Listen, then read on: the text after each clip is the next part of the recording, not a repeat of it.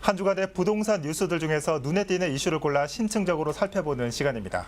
김인만 부동산 연구소 김인만 소장 스튜디오에 함께했습니다. 안녕하십니까? 안녕하세요. 네. 자, 매주 오실 때마다 질문 드리고 있는데 네. 한 주간에 또 부동산 시장 뜨거웠어요. 어떤 네네. 이슈들이 굵직한 이슈들이 있었습니까? 이번 주는 아무래도 세제 개편안이 가장 핫 이슈였던 것 같습니다. 세제 개편안이 나왔는데 좀 예. 뒤숭숭한 것 같아요. 모든 무주택자들도 불만이고 다주택자들도 불만이어서 여러 가지 상황이 좀 뒤숭숭한 상황인 것 같습니다. 예. 자, 그와 관련된 종부세 문제도 오늘 다룰 텐데 나중에 네네. 다루기로 하고. 네. 자, 먼저 다룰 얘기는 GTX C 노선입니다. 지난주 GTX C 노선 우선 협상 대상자가 선정되고 정차역 추가 소식이 전해지면서 지역별로 희비가 교차했습니다. 이런 가운데 발표 이후 강남구 은마아파트에서는 반대 여론이 들끓고 있습니다.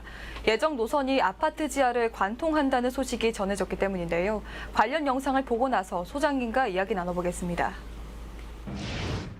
아파트 경비실 외벽에 균열이 길게 이어졌습니다. 한쪽으로 기운 건물을 철제 보강재가 지탱합니다. 지은 지 40년이 넘은 은마아파트의 현재 모습입니다.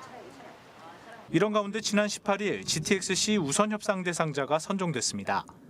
업체 제한 노선이 아파트 밑을 관통하면서 주민들의 불안은 분노로 바뀌었습니다. 4만 명이 사는 대단지 단지 그 사유재산 밑으로 땅굴을 뚫어서 폭파해가지고 돈 벌겠다는 게 말이 됩니까? 전 너무너무 화가 나고 우리 은마 주민들은 현대가 이거 막기 위해서 뭐든지 다 할 겁니다. 내진 설계도 돼 있지 않은 중층 아파트이고요. 우리가 살고 있는 그 거주지 밑으로 철도가 발파해서 관통한다는 것에 지금 극심한 공포를 느끼고 있고요. 이걸 바로잡기 위해서 우리 주민들은 1년째 길거리에서 정말로 애원하고 또 분노하고 했음에도 끝까지 이렇게 밀어붙이는 주민들의 반발은 더욱 거세질 전망입니다. 노후된 아파트에 사는 주민들에게 지하 관통은 안전을 넘어 생존권이 걸린 문제이기 때문입니다. 외부에서 보는 어떤 님비 현상이나 집단 이규제 현상이 결코 아닙니다. 이거는 재산권의 문제 이전에 우리의 생명권, 안전권의 문제가 될 수가 있습니다. 정말 공사가 시작된다면 은마 아파트의 주민들은 결코 그냥 좌시하지는 않을 것입니다. 은마아파트 주민들은 공사가 강행될 경우 물리력 동원은 물론 단계별 법적 대응을 예고했습니다. 드라이브 서울 경기 케이블 TV 엄종규입니다. 네, 그동안 은마아파트가 뭔가를 반대한다고 그러면은 좀 네. 색안경을 끼고 보는 경향이 많았거든요. 네네. 그래서 지금 기사 보니까 안전을 걱정하는 마음도 어느 정도 좀 이해를 해야 할 것 같아요. 네네. 자, 내 집 밑으로 지나가는 GTX 반대, 단순히 좀 님비 현상으로 봐야 하나 이런 생각도 드는데 소장님은 어떤 생각 드셨습니까? 이게 보는 관점에 따라서 좀 다를 수도 있거든요. 다른 지역에서 보면 강남의 비싼 아파트 주민들이 이제 님비 현상이라고 하죠. 나인백 야드, 내한테 안 좋은 시설들이 들어오는 건 싫다는데 저는 개인적으로 또 이해가 됩니다. 엄마 아파트 주민들 같은 경우는 아파트가 굉장히 노후화됐잖아요. 지금도 막 금이가 있고 한데 예. 이게 확신이 없는 거예요. 지하 30m 개발을 하는데 영향을 안 준다라고는 하지만 국토부는 그걸 해봐야 아는 거잖아요. 내 재산권에 영향을 받게 되고 영향을 안 받더라도 저는 싫을 것 같거든요. 왜냐하면 내 집 밑에 뭔가 지나가는 것 자체가 굉장히 좀 부담스럽기도 하고 이제 끄름직하기도 해서 저는 양쪽 입장이 다 이해가 되는데 개인적으로는 국토부가 좀 그랬으면 좋겠어요. 공사하는 거는 좋은데 주민들하고 협의를 해서 인센티브, 당근도 좀 제시해 주는 것이 어떨까. 어차피 재건축 진행 중인 아파트잖아요. 그렇다면 용적률도 올리게 되고 GTX 공사할 때 저는 같이 공사하면 좀 좋지 않을까 하는 생각도 하게 됩니다. 네, 건설사 측은 이제 와서 노선 변경은 어렵다 이런 입장인데 은마 아파트 입장에서도 안전 문제도 있긴 있지만 부동산 하락이나 재산권 침해 문제도 있지 않을까 싶습니다. 어떻게 보십니까? 일단 안전 문제가 가장 큰 것 같고요. 네. 이게 재산권 하락 같은 경우는 이게 좀 따져봐야 될 것 같습니다. 지하철이 이제 집 밑으로 아파트 밑으로 지나다니게 되면 플러스 요인은 없어요. 좋을 건 하나도 없는데 30m 밑으로 지나다니는 게 지금 강남에도 지하철들이 많잖아요. 예. 그렇게 따지면 강남에 있는 빌딩들, 강남역에 있는 빌딩들이 다 재산권의 침해를 받느냐 그러면 그렇지는 않거든요. 그렇기 때문에 그걸 무조건 재산권하고 이제 연계하기에는 좀 불합리한 부분이 있는 것 같고요. 저는 주민들 입장은 충분히 이해는 되지만 그렇다고 무조건 반대만 할 수는 없잖아요. 건설사 입장도 이제 세 개의 컨소시엄이 있었는데 GS 같은 경우는 우회 노선을 했는데 떨어졌고요. 예. 이제 현대가 됐는데 합리적으로 본다면 현대 노선도 합리적인 부분이 있거든요. 지금 와서 노선을 바뀌게 되면 다시 원점에서 재검토해야 되는데 그러면 GTX-C를 안 하겠거나 안 하거나 굉장히 길어지기 때문에 그거는 현실적으로 좀 어렵지 않나. 그래서 저는 주민들하고 좀 협상, 타협을 좀 해야 되지 않나 싶습니다.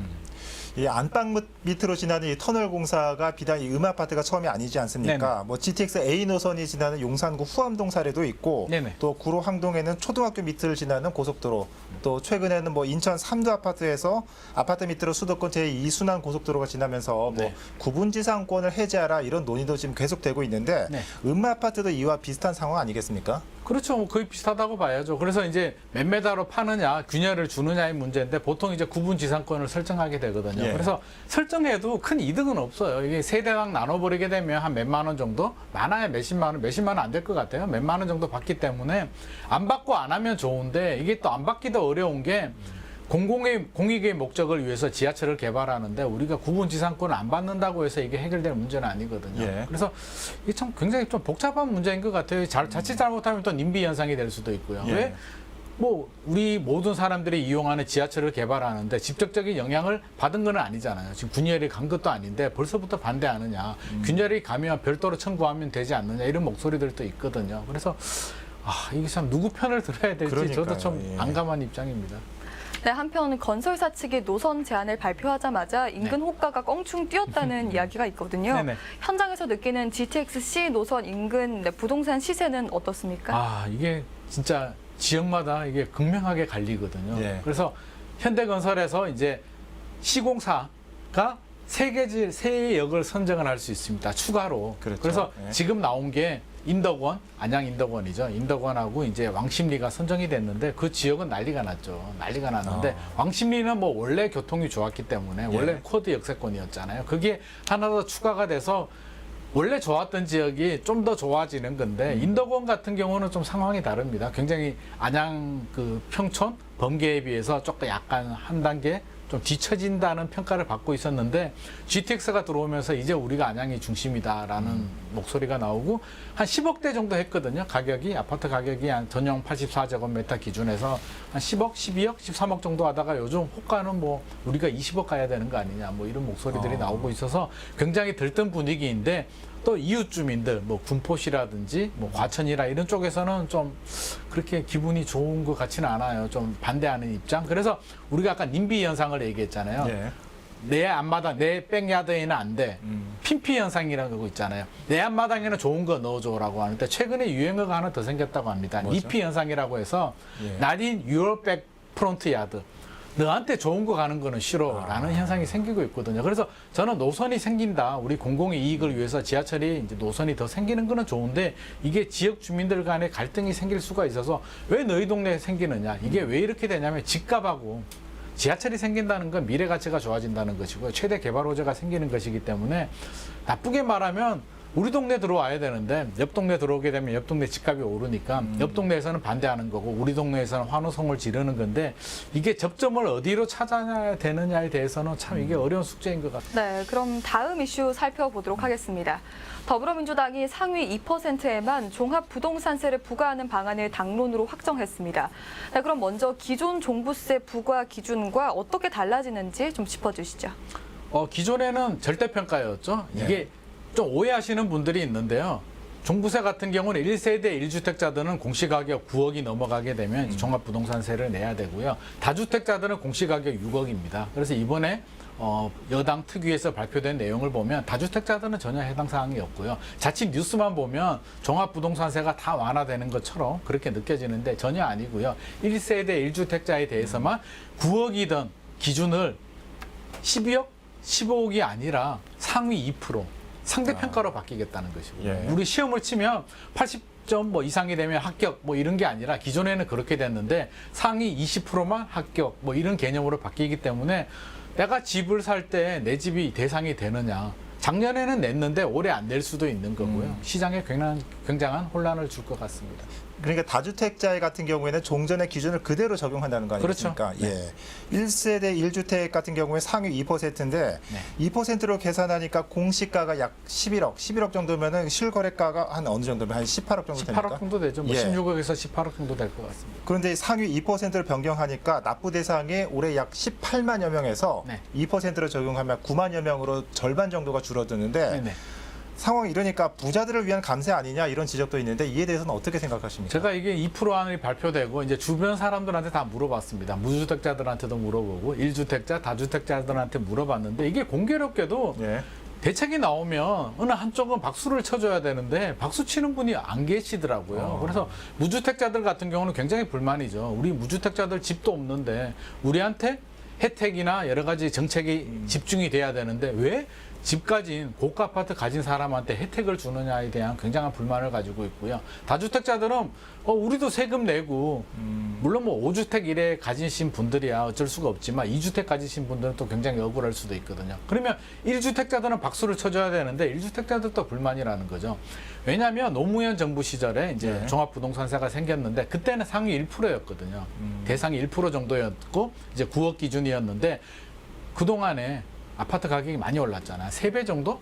3배, 서울 기준에서는 3배 정도 올랐는데 네. 그러면 기준 또 9억에서 18억?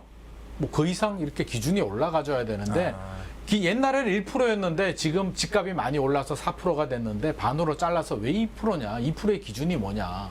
2%도 불만이다. 이렇게 또 목소리를 내고 있거든요. 그래서 참 이게 모든 사람들이 다 불만족인 이상한 대책이 되어버린 것 같아서 이거 어디서부터 잘못했는지 예. 지금 여기 법조계에서도 좀 반발이 굉장히 있고 이건 조세 법률주의에서도 좀 어긋난다. 왜냐하면 세법이란 거는 세금은 법률에 의해서 명확하게 규정이 돼야 되는데 이게 행정부가 이게 정하게 돼버렸거든요. 이게 공시가격은 행정부가 정하잖아요. 예. 국토부에서. 그러다 보니까 세금 기준을 행정부에서 정하는 게 과연 맞느냐 이런 불만의 목소리도 나오고 있습니다. 지금 공시가 말씀해 주셨지만 지금 공시가 현실화율 때문에 지금 공동주택 같은 경우에는 70% 정도 됩니까? 네네. 단독주택은 한 50%대 정도. 50%대. 네.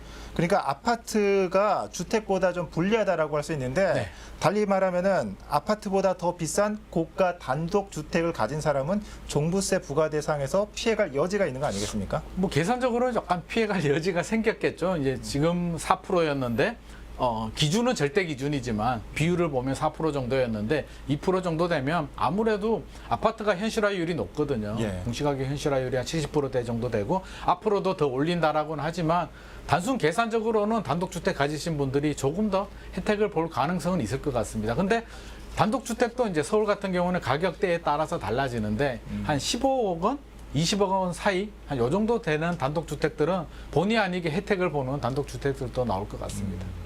네, 이번 변화에 따라 조세 저항과 같은 그런 부작용도 있을 것 같습니다. 그럼 고가 아파트가 많은 서울 부동산 시장에 어떤 영향을 미칠 거라고 보십니까? 저는 뭐 큰 영향을 미치지 않을 거라고 봐요. 저는 이번에 2% 안이 나왔을 때 제일 궁금했던 게 그거예요. 아니 이게 주택시장 안정에 도움이 될까? 주택시장 안정과 집값 안정, 집값이 떨어질까? 서민 주거 안정에 도움이 될까라고 생각해 보면 사실 서민들하고 별로 도움이 되지 않거든요. 우리 종합부동산세가 노무현 정부 때 나왔지만 최근에 또 강화됐지만 집값이 안정됐냐 그러면 최근에 집값이 더 신고가 행진에 이어가고 있잖아요. 전세 가격도 올라가고 있고 주택시장 안정에 별로 도움? 효과가 없었는데 그러면 2%로 되게 되면 오히려 반대의 현상이 생길 수는 있죠. 2%를 벗어난 사람들은 부담이 줄어들잖아요. 예. 작년에 내다가 올해 안 낼 수도 있고요. 내년에 안 낼 수도 있기 때문에 압박을 안 느끼게 되고 그러면 종부세 안 내도 되는데 내가 팔 이유가 없겠구나. 이렇게 매물 동결 현상이라고 하기는 그렇지만 더 보유할 마음이 더 생길 수가 있고요. 네. 2%에 해당되는 사람들은 어떻게 생각할까요?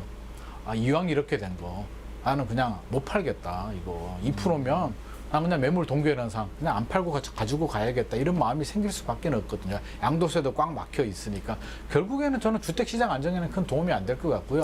이게 형평성 문제도 불러일으킵니다. 그러면 전세 20억에 살고요. 금융 자산이 한 50억 있는 분들 예. 그런 분들이 있을 수 있잖아요. 그런 분들은 종부세 대상이 아니라 그렇죠. 왜 주택만 가진 사람들 부동산만 가진 사람들에 대해서만 고가 노블레스 오블리주를 강요하느냐 부분에 대해서도 이게 형평성 논란도 있습니다.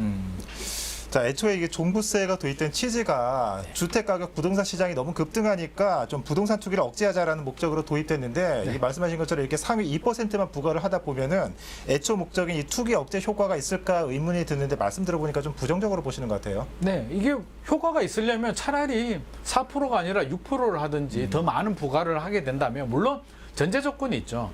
보유세, 종부세를 강화하면 양도세를 제가 방송 때마다 많이 말씀을 드리지만 네. 출구를 만들어줘야 되거든요. 양도세를 좀 낮춰주고 보유의 부담을 높이게 되면 사람들이 좀 빠져나가면서 시장에 매물이 늘어나게 되는데 지금 출구가 꽉 막혀 있는 상태에서 계속 종부세만 이렇게 때려버리게 되면 별 효과는 없을 것 같고요. 오히려 2%가 되면 저는 이도저도 아닐 것 같아요. 주택시장 안정에도 도움이 되지 않고요. 무주택자들도 또 실망감을 느낄 수가 있고요. 결국에는 이게 조세 저항을 좀 완화시켜주게 되는, 그냥 4%는 너무 반발이 많으니까 그냥 2% 정도를 해주게 되는 그 정도의 행정력 효과 정도밖에 없을 것 같습니다. 네. 자, 이 종부세 조정을 두고 이 갑론을박 뜨겁습니다. 또다시 달라지는 부동산 정책으로 인해서 또다시 시장은 흔들리고 있습니다. 자, GTX C 노선과 종부세 조정에 대해서 살펴봤습니다. 지금까지 김인만 부동산 연구소 김인만 소장과 함께했습니다. 소장님 오늘 말씀 잘 들었습니다. 고맙습니다.